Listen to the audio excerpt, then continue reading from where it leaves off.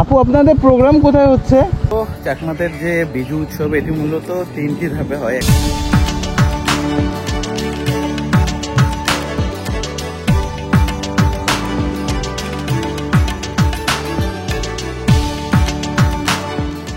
And আমরা চলে আসছি কাপ্তাইয়ে। এই যে কাপ্তাইয়ের যে 0 কিলোমিটার সেটার সাইন। রাজস্থলী বামে 20 কিলোমিটার। এই রাস্তাটাই মূলত রাজস্থলী যায়, জিগজ্যাগ পয়েন্ট। বাট সো অন্নপূর্ণায় নাস্তা করলাম অ্যান্ড আমরা এবারও আসছি হোটেল স্কোয়ার পার্কে। And welcome from Rangamati. সময় এখন 8:20। এটা একটু ফাস্ট হইতে পারে 3-4 মিনিট, বাট এরই কাছাকাছি সময়। অ্যান্ড আমরা হোটেল স্কোয়ার পার্ক থেকে বের হয়ে যাচ্ছি। আজকে আমাদের গন্তব্য যদিও থানচিতে, বাট আজকে আপনারা জানেন যে 12 তারিখ বৈশাখ মাস, পয়লা বৈশাখ সামনেই। বৈশাখ মাসে কিন্তু আদিবাসী এরিয়াগুলোয় মানে পার্বত্য চট্টগ্রামে কিন্তু একটা অসাধারণ উৎসব মুখর পরিবেশ থাকে। অ্যান্ড সকালবেলা উঠেই দেখতেছি সকল সম্প্রদায়ের মানুষ, মানে যারা উপজাতি সম্প্রদায়ের মানুষেরা সেজে সুজে ফুল টুল নিয়ে এই দিকে যাচ্ছে, আসাম বস্তির দিকে। একটু কিউরিয়াসিটি জাগলো। জানতাম যে উৎসব আছে, যেমন বিজু থেকে শুরু করে আরও কিছু উৎসব আছে যেগুলো নৌন আমরা মুখে আসে, সেগুলো নাকি পালিত হচ্ছে আজকে থেকে। এখন আমরা প্রথমে যাব হচ্ছে সেরকমই একটা উৎসব দেখার জন্য। চলুন যাই, গিয়ে দেখি যে আসলে আজকে কি উৎসব হচ্ছে। আপু আপনাদের প্রোগ্রাম কোথায় হচ্ছে? মানে অনুষ্ঠান আর কি। হ্যাঁ, এটা কোন দিক দিয়ে যাব? পিছনে। থ্যাংক ইউ আপু। এরপরেই আমরা সেই পথ ধরে চলে যাই যেখানে উৎসব হচ্ছিল। আর এই রাস্তা দিয়ে যাওয়ার সময় দেখতে পারবেন সবাই একটা ফেস্টিভ মুডে চলে আসছে। সবার নতুন নতুন জামা কাপড়, ম্যাক্সিমাম দেখলাম যে লাল কাপড় পরা সবাই ছিল ম্যাক্সিমাম। মেবি এটা তাদের কৃষ্টি কালচারের মধ্যে পড়ে।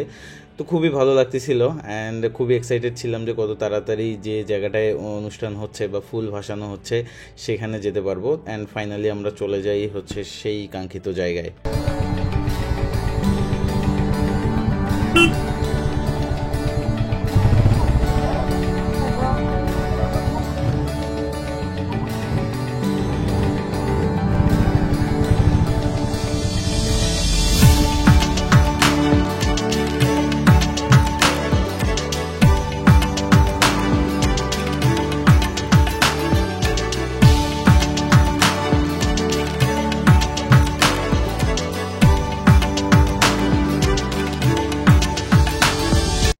চাকমাদের যে বিজু উৎসব এটি মূলত 3টি ধাপে হয়। একটা হচ্ছে ফুল বিজু, একটা মূল বিজু, আর হচ্ছে নতুন বছর।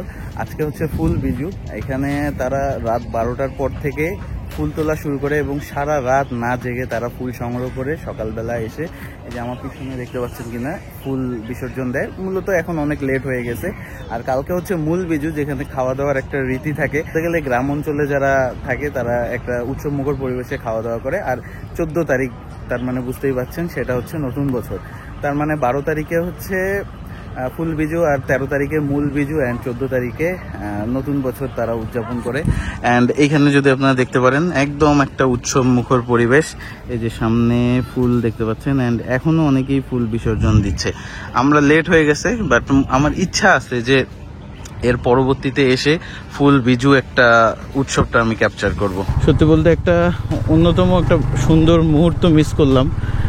শিট, জানতাম না আসলে, এই হিস্ট্রিটা জানতাম না।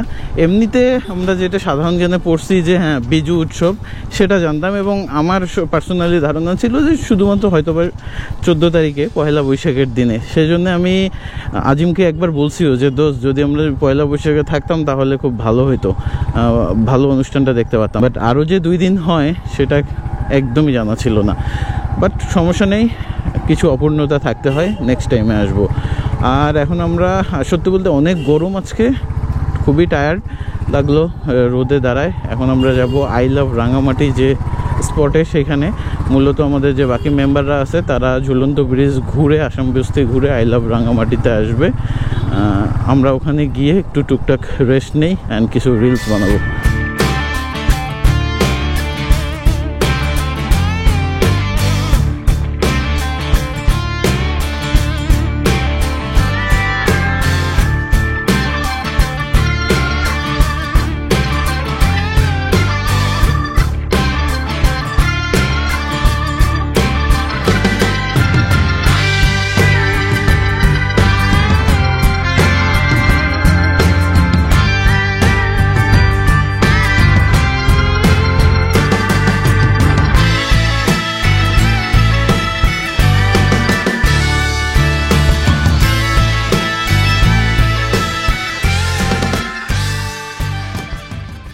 অ্যান্ড দীর্ঘ 1 বছর পরে এই অপরূপ রাস্তা দিয়ে আবার বাইক রাইড করতেছি।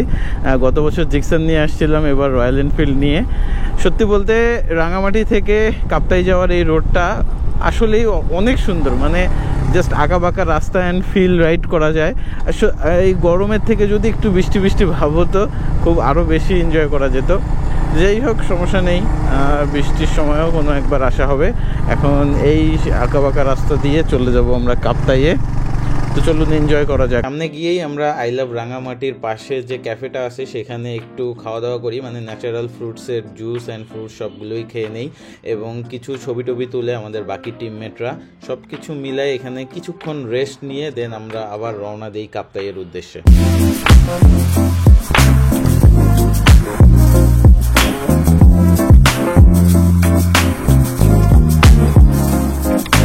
অ্যান্ড আমরা চলে আসছি কাপ্তাইয়ে। এই যে কাপ্তাইয়ের যে 0 কিলোমিটার সেটার সাইন, ডান দিক দিয়ে কাপ্তাই আর আমরা এই দিক দিয়ে চলে যাব ফেরির দিকে।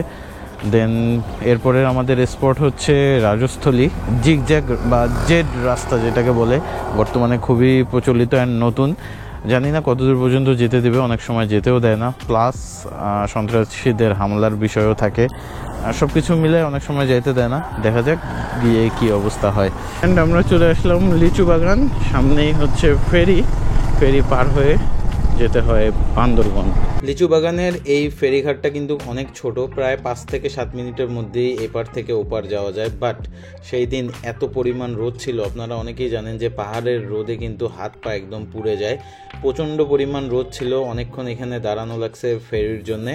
অতপর যখন ফেরি আসে যুদ্ধ করে ফেরির মধ্যে উঠে যাই এবং 5-7 মিনিটের মধ্যেই আমরা ওপারে চলে যাই। বাট এই 5-7 মিনিট থেকে শুরু করে খুবই কষ্ট হয়, রোদে বারবার শরীরের একদম কি বলবো ভিতর থেকে সব শুকিয়ে যাচ্ছিল।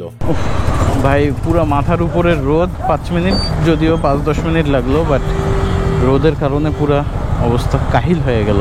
অ্যান্ড এই যে রাজস্থলী বামে 20 কিলোমিটার, এখন আমরা আগে রাজস্থলী যাব, গিয়ে সেই এক্সাইটিং জিগজ্যাগ রোড আর যে জেড আকৃতির রোড সেটা দেখব। আসেন। এই রাজস্থলী যাওয়ার এই রাস্তাটা খুবই শুনশান, সত্যি বলতে মনে হয় না খুব একটা মানুষ যাতায়াত করে এদিক দিয়ে, আর পাহাড়ে এরকম শুনশান রাস্তা।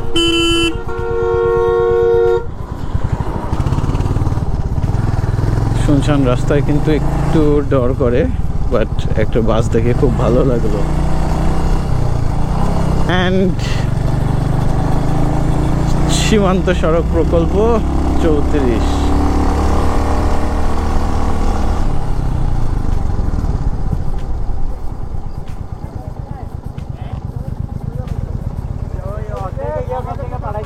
তো এই পয়েন্টে আসার পরে আরেকটি বাইকিং গ্রুপ এখানে আমাদেরকে যেতে নিষেধ করে, মানে যেতে নিষেধ করে বলতে সামনে গিয়ে আর জিগজ্যাগ পয়েন্ট পর্যন্ত যেতে দিবে না সেটি বলতেছিল।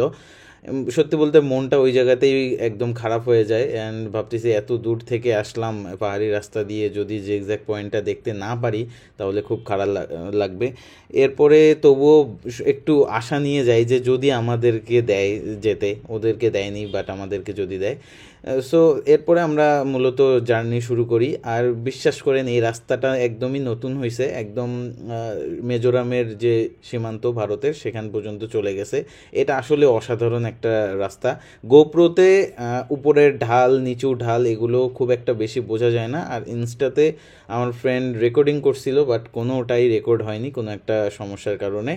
তো যাই হোক, এই রাস্তাটা ছিল সব থেকে বেস্ট, আমাদের ফুল পাহাড় রাইডের সব থেকে বেস্ট রোডে বাইক চালানো হয়েছে, পাহাড় প্লাস আঁকাবাঁকা প্লাস নতুন রাস্তা সব কিছু মিলায়। এরপরে আমরা চলে যাই সামনে বিজিবি ক্যাম্পে, আর্মি ক্যাম্পে গিয়ে ওখানে আমরা মূলত কথা বলি। তো এই যে রাস্তাটা দেখতে পাচ্ছেন এই রাস্তাটাই মূলত রাজস্থলী যায় জিগজ্যাগ পয়েন্ট, বাট নিরাপত্তার কারণে আমাদের আজকে যেতে দিল না। 2 সপ্তাহ থেকে নাকি যাওয়া অফ। এখন আমরা ঘুরে বান্দরবন চলে যাচ্ছি, একটু হতাশ বাট কিছু করার নেই। আপাতত কেউ আইসেন না, যাইতে দিচ্ছে না। আগে খুব ভালো মতো চেক করে আসবেন, তারপরে আইসেন। সো একটা আনসাকসেসফুল অ্যাটেম্পটের পরে আমরা ফিরে যাচ্ছি অনেকটাই মন খারাপ নিয়ে। কিছু করার নাই, যেহেতু যেতে দিচ্ছে না প্রোটোকলের কারণে, আর কোনোভাবেই কাজ হবে না এটাও বোঝা শেষ। এখন আমরা চলে যাব বান্দরবনে। আর এখানে এমন সময় চলে গেছে আজকে মনে হয় না আর থানচিতেও যেতে পারবো। তখন সময় অলমোস্ট 1টা বাজে, জোহরের নামাজের সময় হয়ে গেছে। তারপরে আড্ডা টাড্ডা দিয়ে 1:30টার সময় আমরা ব্যাক করা শুরু করি। তো আমাদের গন্তব্য যেহেতু ছিল থানচিতে, ক্যালকুলেশন করে দেখলাম যে থানচি যেতে যেতে না হলেও 6টা বা তারপরেও হয়ে যাবে যদি এক্সট্রিম রাইডও করি। সো এটা আমাদের জন্য একটা রিস্কি ব্যাপার। আবার থানচিতে ঢুকতে দিবে কিনা সেটাও মানে কোনোভাবে আমরা বুঝতে পারছিলাম না, টালমাটাল অবস্থা দেশের জানিনি। থানচিতে ফোন দিলাম, যে হোটেলে বুক করা ছিল তাদেরও কথাবার্তা তেমন একটা সুবিধার মনে হলো না। সবকিছু বাদ দিয়ে রিস্ক না নিয়ে আমরা ডিসাইড করি যে আমরা বান্দরবন সদরেই কোনো একটা হোটেলে গিয়ে আপাতত স্টে করব, দেন পরের দিনের প্ল্যান করব। অ্যান্ড আমরা ফাইনালি চলে আসলাম বান্দরবন সদরে। আজকে বান্দরবন সদরে স্টে করতেছি, আর থানচি যাওয়া হচ্ছে না, প্ল্যান একদমই ক্যান্সেল। আর কি দেখে বান্দরবন সদর দেখে তো লাভ নেই, এইখানেই ভিডিওটা আজকে এন্ড করে দেই। ভিডিওটি একটু সাদামাটা টাইপের হয়ে গেল, নো প্রবলেম। ইনশাল্লাহ কালকে একটা ভালো ভিডিও দিব, এটা ভিডিও একটু অ্যাডজাস্ট করে নিন, আশা করি আপনাদের ভালো লাগবে। সো দেখা হবে পরের একটি ভিডিওতে, থানচি আলীকদম কক্সবাজার পর্বে।